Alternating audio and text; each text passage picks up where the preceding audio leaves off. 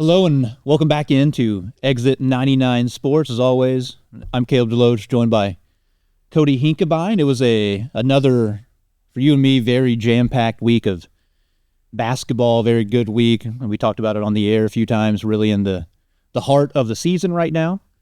But before we get to basketball, Cody, I think we start out with maybe the biggest news in the area that came out this week, or this past week, that former Jackson coach Brent Eckley has taken the job, moved back to the state of Missouri, and will be coaching at Farmington next year. What was kind of your just reaction whenever you saw that news for the first time? Yeah, big news, right? Oh, it has been a rivalry for several years now, and you look at SEMO North foes, should be competing probably for it once again. Yeah, it should be exciting, should be interesting. I mean, first off, I'm happy for Coach Eckley. Congratulations to him getting back here to Missouri. I know it was kind of like family motivated to move back up to this area. He has a lot of relatives up here, kids, his grandkids are all on the eastern side of the state predominantly here. So that's exciting for him. And then, like you said, it's going to be exciting kind of adding some fuel to the rivalry between us and Farmington. Just kind of my perspective of Coach Eckley at Jackson. It was a big moment for me personally because that happened my senior year of high school. And up until that point, we were terrible, very, very bad. We won 6 games in 3 years, my freshman, sophomore, junior year. And then his first year there, and we won 8 games in 2013, or 2012, 2013 year. I mean, that was a huge flip. Like, we came in, we won the first 5 games of the year, beat Cape Central at Cape Central the first time. We had played Cape at their new football stadium. We did the whole rushing the field, and they didn't let us get on the field, so we ran around the track. Sorry to any Cape Central cheerleaders 10 years ago that got run over that evening. But yeah, it was an awesome time, him being here. Jackson, he was super successful. I mean, his run here was crazy. He just started developing great quarterbacks, just jumped in, had Ty Seltzer, and then Dante Vandeven, Cooper Callis, ton of records, and then Cale Welker broke all those records.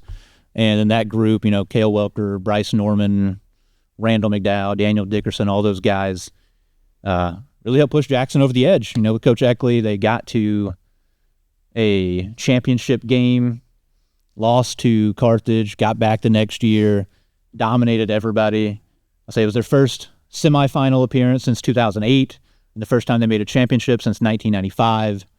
And won their first ever championship in 2020. So his run at Jackson was super, super memorable. Yeah, when you go 1-1 state title games, that's pretty successful, but you will have a lot of familiar foes. So they'll play Poplar Bluff, Jackson. They're in the district with Cardinal Ritter and Cape Central, obviously, so should be pretty entertaining. Yeah, it'll be a big change, too, for, if you've been watching Jackson football for a while. Jackson plays Farmington every year, and Farmington, since I've been in high school, I'm pretty sure, has played option-style football. So that is not what Coach Eckley does. Spreads it out, obviously. So that'll be interesting to see how he's able to transition them over the next year or two. Yeah, I don't think Jackson has lost but 10, 12 years. Yeah, it's been a long run. It's been a long time since Jackson's lost to him, but mark that on your calendar, September 19th, Jackson goes to Farmington. Okay, so first time will be at Farmington. Yeah, that'll be cool. Yeah, so that's just something kind of on the radar, like I said, probably the biggest just news, actual game news that's happened. So that's huge. Coach Eckley, obviously, one of the best coaches in the state while he was here in the Hall of Fame. I think he won 102-27, I think was his record at Jackson. So that's a crazy stat. So super successful, and it's exciting. It's kind of enjoyed just having Farmington as a win the last few years. It'd be tough, maybe a little exciting, but I'm sure Coach Nesbitt's going to have his guys fired up. Obviously, none of the kids on the team played for Coach Eckley anymore. He's been gone long enough, so maybe not as much of a connection there. But, yeah, pretty crazy news, exciting to see maybe for some people. I know, he has a lot of friends and family in this area, so exciting times. But, Cody, kind of getting into what season it actually is here, basketball. We had a ton of fun, and you and I started out the week down at Scott City. We called that Scott City Cape game. Yeah, very good game. Went back and forth, obviously right in the heart of conference schedule. These teams step out, play a good game. We knew it was going to be good from the start, from the Christmas tournament. Coming into this, Scott City's only losses were at the Christmas tournament. Pretty good crowd down there, but we knew it was going to come down to the end. We joked around before the game, hey, maybe 1-point game, 5-point game. It was actually tied with 6 seconds to go, and a very good ending there. Yeah, that was a lot of fun. It ended Tyshandre Edwards, who was leading scorer for Cape, at 16. He had a tip in right at the buzzer. I think they got the ball into Mateo Rivers. He drove full court, did his best Tyus Edney impersonation, but didn't get it to go, threw up a shot, and Edwards came in, tipped it in, and clock kind of ran out on Scott City. You and I in the moment there were kind of wondering what was the deal there. Scott City called a timeout after they scored to tie the ball game. Didn't work out kind of in hindsight for him there. Yeah, you see Coach Danamiro do that a lot whenever they make a bucket, kind of set up his defense, but let that be a lesson. Offense or defense, you got to go get the rebound. If you're Scott City there, you'd like to see a little bit of boxing out, go grab it, and then obviously if you're on offense, go get it for the putback. Nobody boxed out Edwards, and 6'7" big man with a putback. Yeah, and in that ball game, I'll say the only other guy, Kobe Watson for Scott City, he had 27. He carried them. I mean, he had 27 of their 51. He was awesome. And then I know their next ball game against Advance, he got 1,000 for his career. So Big moment there for Mr. Watson. And, another good showing for Scott City. Obviously, they lost, but, they've made things really difficult for Jackson in the Christmas tournament, and now Cape Central's up. They're definitely priming up, heading in toward an eventual meeting, we assume, with Woodland in their district title game. So that'd be fun. The only other, kind of area game was Sykeston. Kind of felt like Sykeston got their groove back a little bit, going to play Warren Central. They're supposed to play another opponent, and they got switched over to Warren. Kentucky does something weird where they play their state title games like super early, and that was what the reasoning of it was. But yeah, they played another team. They blew out Warren Central in the second half, and so it kind of jump-started a Sykeston renaissance here where they are starting to put it on some people, and I'm afraid they might kind of be rounding into form after losing to Farmington last week. But your and I, next big game we got to see was Poplar Bluff coming to Jackson, and Jackson won that game by double figures. What was your takeaway from just that game? Obviously, we have the hindsight of what happened the rest of the week for Jackson, but just looking at Poplar Bluff, what did you think about that game? Yeah, Jackson played well. We thought that it would be a tight game coming in. Jackson actually jumped out to a big lead. Didn't necessarily put them away like you would have liked to see, stayed double-digit ahead, but yeah, come away with the 11-point victory there and the big note of the night. Go ahead and you can. Yeah, Kole Deck. He had 28 in that ball game. I think he needed 20 coming in to get 1,000. So big moment for him. I saw, Coach Toma pointed out kind of a cool moment for him. He's had a player each year of his tenure at Jackson has reached 1,000 points for his career. It was Deck this year, Harris last year, Ernst the year before. So yeah, Jackson's having a good run here of guys putting up buckets. And really not a 4-year type player, you would say. Did it in just a couple of years and only fitting. He does it at the free throw line. Does a good job hitting his free throws and was able to get 1,000, like you said, into the game with pretty easy victory for Jackson over Poplar Bluff at home. Yeah, I was impressed by that. Like you said, I didn't expect it to be that easy, quote unquote, but yeah, Jackson got up like 18 or so. I think it was the third quarter, and they just kind of coasted into the finish. That's what Coach Brownsberger, we talked after the game, he said, you'd want to, when you're up by 18 at a point a game, you want to push that up to a 20-point win as opposed to letting them kind of claw back. But Jackson coasted to victory, got a 58-47 win. No complaints, really, whenever you win a ball game. And then we were supposed to have a Cape New Madrid game on Tuesday, but as was the case for a lot of teams, especially further south, a lot of sickness in the area. A lot of games around here got, at least like I said, further south, they got canceled this week. Yeah, it was going to be a busy week for a lot of these teams. Cape Central is one of those. You hate to say what would have maybe happened later in the week if they had played a busy schedule, but yeah, that game canceled on Tuesday, and like you said.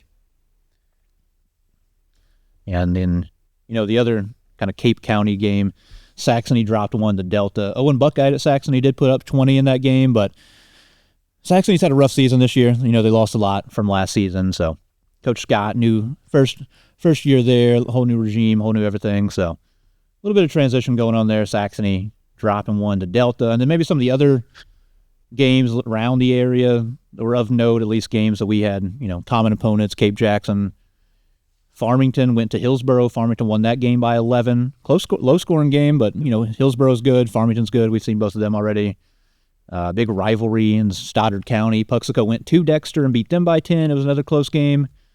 Woodland continues just crushing people. They won 78-43 over Bell City, and as I mentioned, Scott City beat Advance by a lot. And that's where Kobe Watson scored 1,000 points for his career. And then continuing the theme, I said Woodland's just going around killing people. They played Kelly, beat them by 30. They are looking really good. We can just touch on Woodland there. They look very, very good so far this year, Cody. Yeah, not just one person dominating. We've seen, obviously, Kinder at the Christmas tournament put up big numbers, but all 5 guys can score the basketball. They play good defense and have hit the 100-point mark a few times this season. Yeah, they look very good. And then Thursday, we're supposed to have another game in Cape Girardeau, but Notre Dame and Malden also canceled due to illness. Like I said, if you live in the Boot Heel, wash your hands. A lot of sickness apparently going around there. So, too bad. We lost a couple of good games potentially, but I guess we can just kind of head straight into Friday, Cody. The big one, Cape Central goes to Jackson, wins the season series. They had played 2 times already. Cape got Jackson in the conference tournament. Jackson turned around, won their first Christmas tournament championship since 2014, and Cape winning the third battle, 48-42. What were your thoughts, impressions, everything about that ball game? Yeah, early in the season, Jackson had some games where they got off to slow starts, were down in the first quarter. This time they jump out to a big lead early and then kind of let Cape claw their way back into it. Give credit to Cape. Lockdown on the defensive end. Obviously, like you said, a low-scoring ball game, as Cape and Jackson games have been most of the season, and Cape comes away in the end 6-point victors. Yeah, like you said, Jackson got out hot. They were up by double digits. I think they were, I'm going to say 21-10 was their biggest lead early in the second quarter. And then from there, Cape just controlled the rest of the game. I mean, Jackson outscored them in the first quarter, and then Cape won every quarter after that. They held Jackson to single digits in the third and fourth quarter, so Cape, they made the winning plays down the stretch. I'd give the MVP of that one to Mateo Rivers. He was good offensively. He really made the push for them in that third quarter, hit a lot of tough shots, found his spots, got in the mid-range. He's a super, super quick guard, very shifty, and he did a great job offensively, kind of leading the charge to take the lead in the third quarter. And then for 4 quarters, Cody, I'd say the biggest impact he made was he followed Kole Deck all over the court and made his life very, very difficult. Yeah, frustrating night for him. Obviously, you could see the expression on Kole Deck's face, maybe a little bit with Rivers, maybe a little bit with the officiating. Either way, you got to play through that. Only 9 points on the night for Kole Deck. Don't want to put the blame on him, but tough night all around for the Indians. Yeah, Mateo did a great job as the primary defender. And then the other thing is, him and Antonio Sims, another guy, Sims especially, who, isn't somebody that's over double digits a lot. He had 10 points, especially early, I think, in the ball game was where he got a lot of his points, and he was kind of the one helping them hang around in that ball game. So that was impressive, seeing him come out, be aggressive like that. Yeah, a lot of times you learn more from the losses, though, right? Coach Toma, Coach Brownsberger, they'll have them guys bounce back. I'm impressed with the young guys. You had a sophomore with 11 points. You have the freshman stepping up, getting into double figures there. So a lot coming up for Jackson also. Yeah, and like you said, young guys, just another building block. You got to keep getting better. We're still early in the season, midway through, a little past the midway point, I guess, at this point through the season. But yeah, these guys are just getting better, especially like you said, the younger guys. Jory Toma has really stepped up and has become pretty consistent at this point, I would say. He's the guy who's getting everybody's best player on the other teams most nights. And then John Ernst, it has been kind of up and down minutes-wise. He did a lot of his damage earlier in the ball game. And I hope to see, by the end of the season, everything, doesn't matter what your record is, you get into the playoffs. So I'm hoping by the end of this season, Ernst is pretty confident and consistent and is able to be out there in like these fourth quarters and step up, make big plays, as he's done a few times this season. He was the guy against Farmington, really, that made the difference in Jackson. That was another game where they held Kole to 10 points. I think he had 14 in that one, and he, guarded their best player, Cannon Roth. So he's definitely had a lot of moments, and I think by the time we do get to the last couple weeks of the year and get into the postseason, I think he's going to be a guy they can really, really count on. Yeah, sometimes it's just cliche, but Indian coaches will tell you every year. It doesn't matter how you're playing through December, January. All that matters is come March that you make a good run in the playoffs, and that's what Jackson is gearing up for. Yeah, and then the last game, I mentioned Saxony having some issues so far this year, getting over the hump and some wins, but they finally did so. I think it was homecoming. They won over St. Pius X.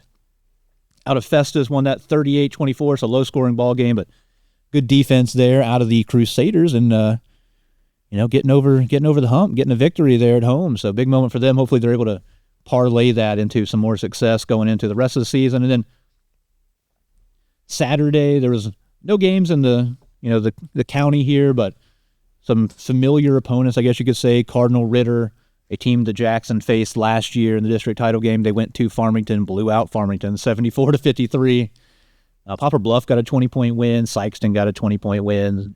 And Charleston, another team Jackson's going to be facing soon. They're kind of building on their young guys, too, getting some success. They went 2-1 across the river in the Superman Classic. So good week of boys basketball this past week. Cody, what are some of your takeaways from that? Yeah, pretty impressed with Cardinal Ritter as we are each year. Their record doesn't indicate how good they are. A lot of teams, or a lot of times, they'll enter the postseason around 500 mark, but we know that they're going to come ready to play in that is in Jackson's district. And then you got Farmington in the Cape Central district, along with you'll have Poplar Bluff, Sykeston in that Class 1. Farmington is the host up there, though, this year, so should be a pretty good district up there. Yeah, and then we can move into girls' games for excuse me. This past week, it was a little bit of a slower week still for girls basketball. Kicking off Monday, there were a few games, 3 games of Cape County teams. Notre Dame dropped one at home to Doniphan. Doniphan's one of those teams that are fantastic. They're a top 5 team in their class. And Notre Dame played them close. It was kind of an ugly basketball game, a bit of a rock fight, 40-34. Doniphan came into Notre Dame. I know that was a big thing for Doniphan, especially. They went to Notre Dame last year and lost their season ended there in the playoffs. And I know those girls are really fired up to try to get back to Notre Dame and knock them off, and they did. It was a close ball game. Notre Dame, however, unable to get the victory over Doniphan. Would have been a big win, but Doniphan, very, very tough team. Yeah, it has been a district matchup here recently. Doniphan in Class 4. Notre Dame obviously moving up this year in girls basketball, up to Class 6. But so they won't face each other in the postseason. But, yeah, Doniphan with just the 1 loss on the season. Yeah, they're very good. And then Cape Central, they had a couple of games. They went over to Carbondale. They dropped both of those. They lost to Mount Vernon, pretty big. Lost to Carterville, 45-30 on Tuesday. So tough week there for Cape Central. Hopefully their girls are able to come back home and maybe pick up some victories here as we get into the latter part of the season. Then for Saxony dropped a home game to Fredericktown. Fredericktown, another one of those girls teams in that between St. Louis and Perryville region. This is a good region of basketball. Fredericktown went to Saxony, got that win. And then another team in the area is looking pretty good, Delta. Delta continues playing well. They knocked off Woodland at Woodland. And then Thursday, a little later in the week, Notre Dame went west to Nixa. Very tough tournament over there at Nixa. They played very, very good squads over there and were unable to come away with any victories. Went 0-3 over to Nixa Invitational. They dropped the first one to Nixa, 81-45, and there's played tough, played battle. I think the last day there, but yeah, unable to come away with a victory over there in Nixa. Tough stretch there, but they have a solid team. So I just want to get back over here. It's going to be I think a good stretch for them to end the year. Yeah, so put them down at 7-8 on the season, but like you said, a very tough schedule. They lost to Jackson, Cardinal Ritter, Pattonville, Father Tolton, that Doniphan team we talked about. So yeah, getting back home, they go to Kennett. I mean, obviously some winnable games coming up, though, but we'll be battle-tested. They have a brutal schedule. I'm looking over at your computer right now, Cody. They play, to end the year, 3 straight road games at Corhay Zoo, who's a good squad, at Park Hill Central, who got second place last year in state, and then at Lutheran St. Charles, who is probably the second-best team, regardless of classification, in the state of Missouri behind Incarnate Word, so... And then we mentioned their district now, since they are Class 6, District 1, will be the likes of Jackson, Corhay Sioux. So all to gear them up for the district run also. Yeah, and then I guess the other game this past week, Saxony dropped their second game of the week at Poplar Bluff. So 0-2 week for Saxony girls.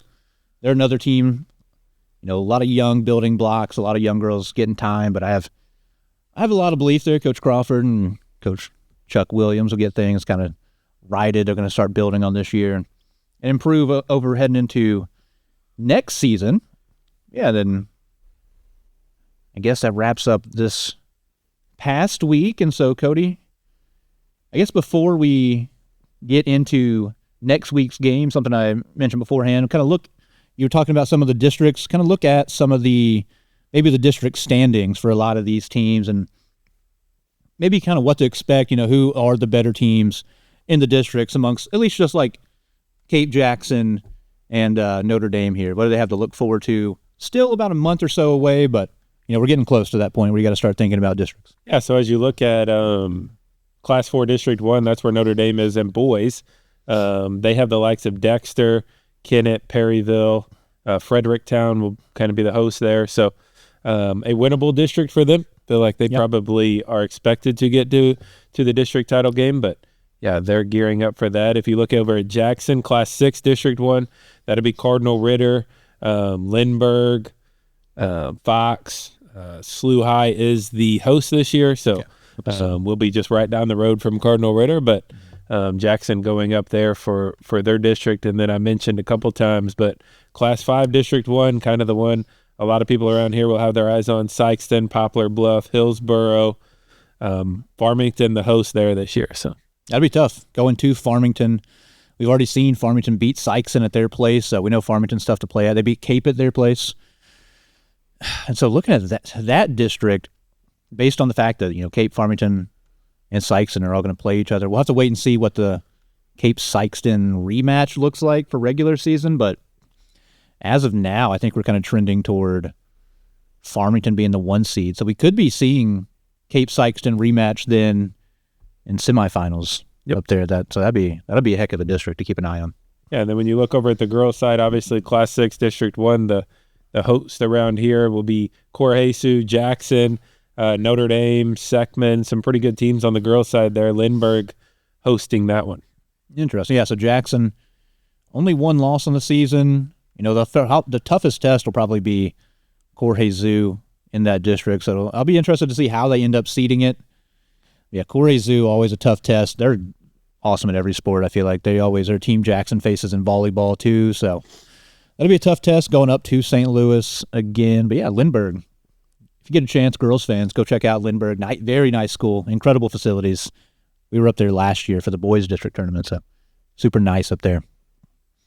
And then I will go ahead and tell you guys about the SEMO conference standings. I kind of got that pulled up here. The Cape Jackson game the other night was between both undefeated teams in the conference. So Jackson picks up their first loss in conference. They're 3-1. Cape is undefeated, and Sykeston's undefeated. They're the only 2 undefeated teams left, so we could potentially be seeing them as a rematch, playing each other for the regular season conference crown after they did already play each other for the conference tournament championship, where Sykeston blew the doors off of Cape. Is that going to be at Sykeston? Yeah, February 14th, Valentine's Day at Sykeston this year. That'll be tough. Like I said, Cape and Sykeston both undefeated. Jackson sitting at 3-1. Poplar Bluff still only the 1 in-conference game. They lost to Jackson. They will have a lot of busy conference games coming up. Charleston is 3-1, so they're in a good spot too. They'll be playing Jackson, both with only 1 loss. I've got Dexter sitting at 1-2. Notre Dame is 2-3. Kennett's 1-4. New Madrid still looking to pick up their first win at 0-3 in the conference. So kind of shaken out already. You got to, if you're Jackson or if you're Charleston, you have to maybe pick up something you consider a little bit of an upset victory over Sykeston, who kind of feels like the class of the conference. And you got to hope to maybe get some help from Cape Central, maybe, or got to get some teams to pick up some losses if you're those teams. But feels like it's coming down to Cape and Sykeston. Yeah, you kind of need Cape to beat Sykeston. Yeah, it's weird Jackson rooting for Cape, and then Poplar Bluff obviously at Cape Central on Friday night. Just a 1-loss team versus undefeated team. So yeah, Jackson kind of rooting for a couple teams around the area, but have to take care of their own business first. Now I know next week, Cody, is going to be a very busy week around our area and Jackson for you and I doing the radio. If you haven't heard, Cody and I do the radio for Jackson for 104.7 The Bridge, and we'll have a very busy week, couple of tough games. So how's the week start out, at least on the boys' side? Yeah, Notre Dame at Jackson Tuesday night. Mark that one down, a very good game. We've already seen both of these teams quite a bit, but very good 1 through 5, both teams, and I would expect a big crowd at Jackson on Tuesday night. Yeah, it should be a great game. Obviously, Indians have already beat Notre Dame once, beat them in the third place game at the SEMO conference tournament. That was a close ball game. It was a pretty ugly ball game, if you remember, Cody. It felt like a billion free throws between the two teams. So I'm expecting another pretty low scoring. I mean, I feel like I just repeat myself every time somebody's like, "Oh, what do you think about the Jackson game?" It's going to be probably low scoring. It will be close, and it'll be, like a lot of other Indians games, and like we saw in the Cape game, who's going to make winning plays down the stretch? Who's going to take care of the ball? Who's going to hit free throws? It's cliche. It's simple to say, but that is usually what determines most of these ball games, especially in conference play, and especially Jackson with the way they kind of play, not the quickest pace, not the highest scoring team. So could be another low scoring ball game. It'll come down to who, execution in the fourth quarter. Yeah. Notre Dame with their 10 seniors. I mean, you expect Brett Dohan, Colton Johnson, those guys to carry the load for that team, but see how Jackson comes out. Defense wins ball games, and then got to convert on the free throw line. Yeah, it'll be the two-headed monster at Notre Dame. Obviously, Colton Johnson, Brett Dohan, tough to stop. A lot of teams in the conference have really struggled stopping Dohan inside. He's a very good player around the rim, great footwork, a million post moves, and his shot's been coming along. And then Colton Johnson, you've just got to chase Colton Johnson all over the court. He's going to be running off a million screens. We've said it before, I think. He's the all-time leading 3 points made shot, or shots made, in Notre Dame history. He's reached 1,000 points for his career this year. So, yeah, very tough team to stop. And then the pieces around them, very solid. All seniors, like you mentioned, with the exception of, Hudson Dennis, who plays quite a bit. So it'll be a very tough game. Jackson ending their 3-game conference homestand against Notre Dame. So it'll be a tough battle, but should be a good one. Should be another fun game for you and me. And then the game you and I won't be seeing, but should be a good one as well. I'd tell you guys, if you, aren't going to be at Jackson, I would check out Cape Central. They'll be playing Hillsboro. I went and did a game at Hillsboro between them and Jackson. They're a solid team. They have a lot of guards that do things well, to handle the ball. They can shoot pretty well. I would say overall their percentages aren't great, but they will take a lot of shots from the perimeter, and they are surrounding one of, if not the best big men I've seen Jackson play the last few years. Greg Robinson is his name, big guy, 6'8", and not just a 6'8" loafer. He is very athletic and handle the ball. He averages 19 points a game. He's averaging 14 rebounds a game. He's averaging 5.5 blocks a game. And in that Jackson game, he had 10 blocks. So it'll be interesting to see how he does against Cape Central. Cape Central, very good team, very good defensive team. So should be a good test, I think. Yeah, and could be a possible matchup. Obviously, those two teams are in the same district, so they could be seeing each other down the line. But, yeah, Farmington, Hillsboro game was closer. I think a 10-point game. We know how good Farmington is this year. So, yeah, expect an interesting one there. Yeah, and then the other game will be Saxony. Saxony's heading to Kelly, so I don't know how to think that game is going to go. Both teams are below 500 at the moment, so could be a potential spot where Saxony could go on the road and pick up a tough victory. Kelly's a tough place to play at. They're coached by Noel Trimmer, great longtime legendary Hall of Fame coach, and they're led by Ross Peters, who averages over 20 points a game, scored over 1,000 his career too. So it'll be a tough trip for Saxony, but they might be able to pick up a win there. And then there's a lot of other good basketball in the area. If you just want to watch online, I know that option's available a lot of places. Some conference teams. Charleston's going up to St. Louis playing Hazelwood Central. Kennett and Poplar Bluff will be playing. So some pretty good basketball. A couple more Class 5 District 1 teams. Farmington and Festus will be playing each other. So that should be a good one. And then Notre Dame makes the trip that their girls team made Also, New Madrid, I think, is going to be making the trip over to Nixa as well. Notre Dame will be playing in the Nixa Invitational Tournament. And I don't have the bracket put up in front of me. I know Notre Dame is playing Logan Rogersville in that one. So I will be expecting a tough matchup if you're Notre Dame. Logan Rogersville, a very good team. And it's a long drive over there in Nixa, but I know it's a fun experience getting to make that trip. As a player, it's a lot of fun. You get to stay out somewhere, stay in the hotels together. It's always a good bonding experience, I guess you could say. And so that'll be a fun trip. I got it now. So Cape will be playing Rogersville January 30th at 5:30 p.m. Also, if you're not able, or it's a long trip, not able to make the trip over there, Nixa Public Schools, I think, is the YouTube channel that they run everything on. They do a great job. It's all student run. It's a great production. So shout out to Nixa. But yeah, they do a great job. Yeah, Rogersville is very good. Nixa is very, very good. They have a very good team. New Madrid will be playing Nixa also in the first round of that tournament at 7 p.m. And then also Marquette, who's also a very good team. Park Hill, Hillcrest, and Winnetonka are all going to be playing in that tournament. So it'll be a very, very competitive tournament. Notre Dame is going to get in there. They're going to face 3 straight teams that'll all be very, very talented. They'll be playing either Winnetonka or Hillcrest in their second ball game. So it'll be the 30th, the 31st, and February 1st. So 3 straight days of basketball over at Nixa. And it'll be a fun tournament. Definitely check them out on YouTube. But yeah, it'll be a tough one for Notre Dame. That is a very good tournament every year. Yeah, for sure. You want to get away from your area a lot of times and play good teams outside that you don't get to see very often, and that's what Notre Dame is trying to do here, as we mentioned, to get them ready for the postseason. And then it's a big Friday.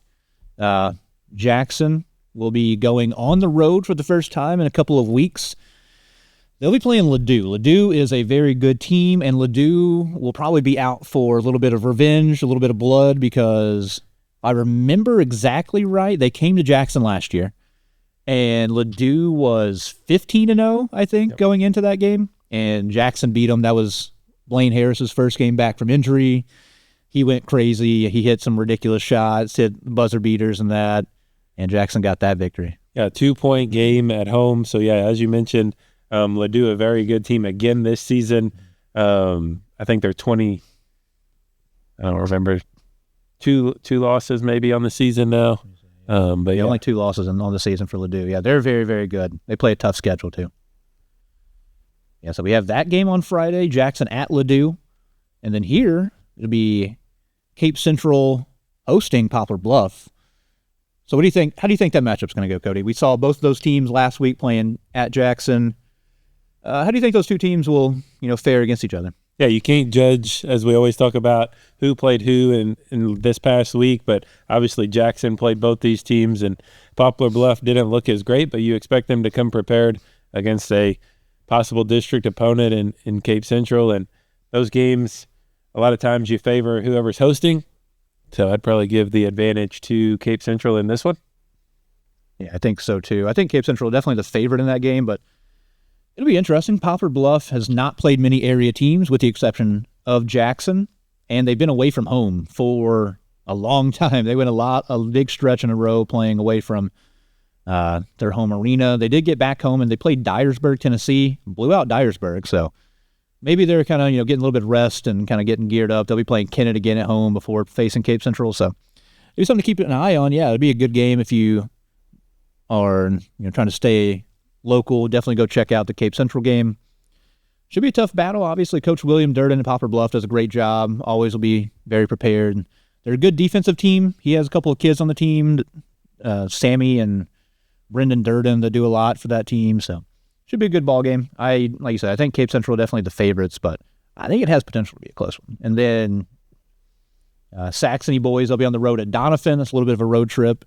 Another game on the road for Saxony. Definitely a winnable chance, but Doniphan around 500 and in Class 4, so it'll be tough going into Doniphan. It's a tough place to play. And then, the other team to kind of keep an eye on, Class 5, District 1, Farmington, playing at Potosi. That's their 3rd matchup this year. So, yeah, a lot of good basketball. Again, we say it every night of the week, great basketball. And then a Saturday game, Cody, something a little bit different over at Cape Central. Yeah, Jeff City comes down. Jefferson City and Cape both playing back-to-back games. So, You mentioned both teams playing Friday night and then playing Saturday afternoon. A little interesting. Be a quick turnaround, especially traveling all the way down from Jeff City, but expect to be a good ballgame. Yeah, Jeff City, very tough. On Misha, it says they're 11-3, and they are coming off back-to-back Final Four appearances last season. If you look at their record, it's deceiving. It says they're under 500, but they got, I think, 13 games forfeited in the middle of the year. Player didn't have the right grades, and they had that all screwed up, something. I don't know. They went to the state title game, and they lost in the state title game the year before. They got third in the Final Four. So, I mean, Jeff City, obviously one of the premier programs across all sports in the state of Missouri. So it'd be interesting. Cape, back-to-back home games, but back-to-back tough ones, playing a conference team and then playing a very, very good out-of-conference team in Jeff City. Yeah, then we get the girls looking on their side. Cody, how do we start off the week on the girls' basketball side? Yeah, Jackson is obviously at the Lindbergh tournament. I believe you had that pulled up, but I think their first game actually at Lindbergh on Monday. Yep. Yeah, they're playing at Lindbergh against Lindbergh. So that'll be tough. Lindbergh 4-8 on the season, so maybe not the best. Obviously, coming into that, Jackson is the 3 seed. I guess I'll run down the seeding. It is Francis Howell at the 1, MICDS at the 2, Jackson's third, and Marquette, St. Pius, Lindbergh, Kirkwood, and then Steam. I don't know what Steam is, but they are the 8 seed. Jackson will be playing Lindbergh at Lindbergh, so tough draw, playing the home team. They are a district opponent. And at schedule, it's supposed to start at 6:50 is what it says, but all the games will be played. Jackson is the third game of the day. It'll be, Francis Howell is the first one, then Marquette, St. Pius, and then Jackson will be that third game. So maybe get there a little bit early if you are planning to make the trip up. As I mentioned, Lindbergh, very nice school, nice gym, good facilities up there. And that tournament will be Monday, Tuesday, and Thursday. So Jackson will be playing Tuesday against either MICDS or Kirkwood, depending on wins and losses. If it is MICDS in the semifinals, that'll be a tough matchup. MICDS consistently another one of those schools that you can just roll them out there and assume they're pretty much good at everything, good private school. So that'd be a good competition. Jackson third, only one loss on the season, so that'd be a tough tournament up there. Yeah, boys have played there in the Lindbergh tournament in the past. You mentioned Lindbergh is the host for district, so Jackson, good to get a tournament there during the regular season to experience playing on that court and the backdrop and all that good stuff and get ready for district play. Yeah, a couple more Cape Jackson area games. There's, Jackson, Notre Dame, Cape, and Saxony all play on Monday. You got Saxony will be on the road at Festus. It's be a tough matchup there. Cape goes to New Madrid. It's a long trip. New Madrid's already beat Cape once this season in the SEMO Conference Tournament. Beat them 54-47, but Cape overall has had success against New Madrid. And then an interesting one for me is Notre Dame making another, like I said, hour and a half long trip down to Kennett. Kennett, if you look at their record, wins, losses, maybe not the most imposing team as a whole, but Kennett does have the X factor. They have Elise Edwards. Elise Edwards, I kind of got to see a few minutes of when Jackson played at Kennett. They had a girls' game going on before the boys' game, and she is a scoring machine. She is only a sophomore. She's already scored 1,000 points in her career, so that'll definitely be a fun game, Cody, for Notre Dame. Make a long road trip. It'd be tough trying to play a team that has a player like that. Yeah, Notre Dame trying to get back in the win column. You mentioned losing their last 4 games, so definitely want to get back on a winning track. As I mentioned, Jackson will play again Tuesday against MICDS or Kirkwood. Then you have Saxony and Perryville to be at Saxony on Wednesday. That'll be a good battle. And then Jackson will be playing their last game on Thursday of that Lindbergh tournament. You also have Notre Dame and Saxony will be hosting conference opponents. Saxony will be facing Sykeston. Sykeston, a pretty good team. They have Landry Hammondtree, who's been starting there, feels like forever. She's a 1,000-point career scorer. And Notre Dame will have New Madrid, so another chance against a conference opponent maybe to pick up a victory. Yeah, I'm excited to see the girls slate this week. Jackson has been very good. Every time I've seen them play, they've only dropped a 1 game to St. Vincent. I'm excited to see how they do up at Lindbergh. The team's been fun to kind of keep up with and watch. I did get to go out to senior night game against Cape Central.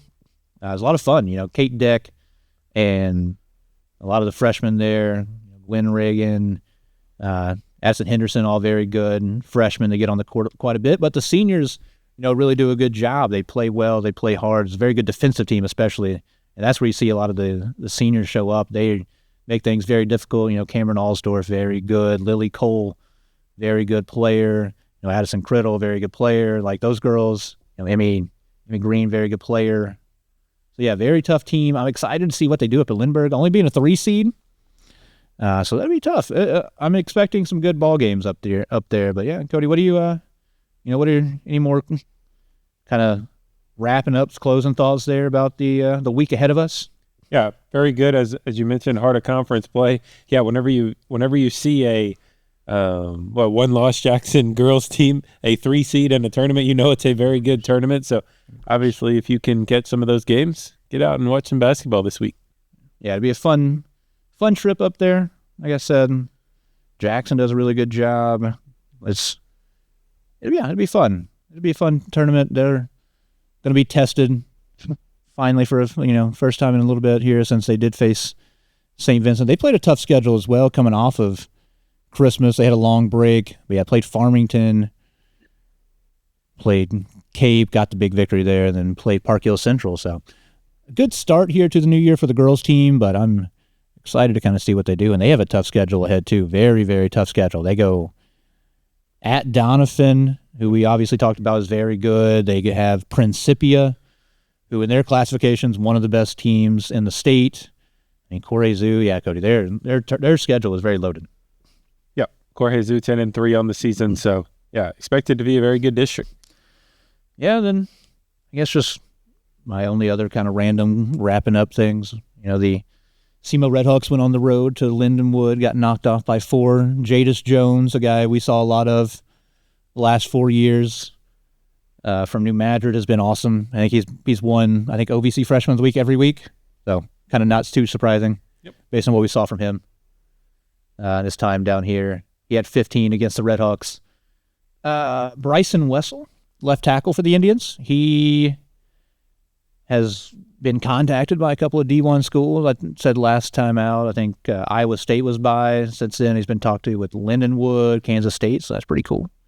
And then Caden Bogenpole, former Jackson athlete. He's an awesome baseball player here for the Indians. He was named the D1 Baseball Missouri Valley Conference preseason player of the year. So pretty cool moment for him, pretty cool honor. He was awesome as a freshman last season, playing for Missouri State. So it'd be fun keeping track of those guys, getting into some other seasons as we continue rolling through. Jackson wrestling continuing to do well. Yeah, it'll be another fun week, Cody. I'm looking forward to some really good basketball. Yeah, flying by. As you mentioned, into the week's already February, and we're getting into the conference tournament shaking out and regular season conference champions. Some of them will be decided over the next couple of weeks, and then what everybody plays for, the district tournament. Should be fun. Yeah, it'll be a great week of basketball. We're really, I keep saying it, kind of in the heart of the schedule, the real meat and potatoes, conference games and tough out-of-conference games. So, hey, if you're a basketball fan, come check out some of these games. There'll be a lot of games in the Cape Jackson area. There'll be a lot of good games streamed online from, our teams in our area going other places or other small school games. I know Stoddard County Conference is coming up this next week. So, yeah, check out every game you can. Just a great time for Southeast Missouri basketball. So I'm excited for it. And, looking forward to this next week. Cody and I will be busy covering Jackson games. If you want to listen to us, check us out over at 104.7 The Bridge. Find it online, listen on your radios. And, we'll have Jackson games over there. Our compatriot Ryan on 95.7 Cape Radio will be doing all the Cape games. So check him out as well if you want to hear their games. And he does a YouTube live stream, Cape Central Sports, I think is just what it's under. So check that out as well. Yeah, that is about all from me. Cody, you have anything else closing up? Look forward to it. Yep, looking forward to another good week. Thank you guys all for listening. Have a great week. Have a great night, everybody. We'll see you again next time.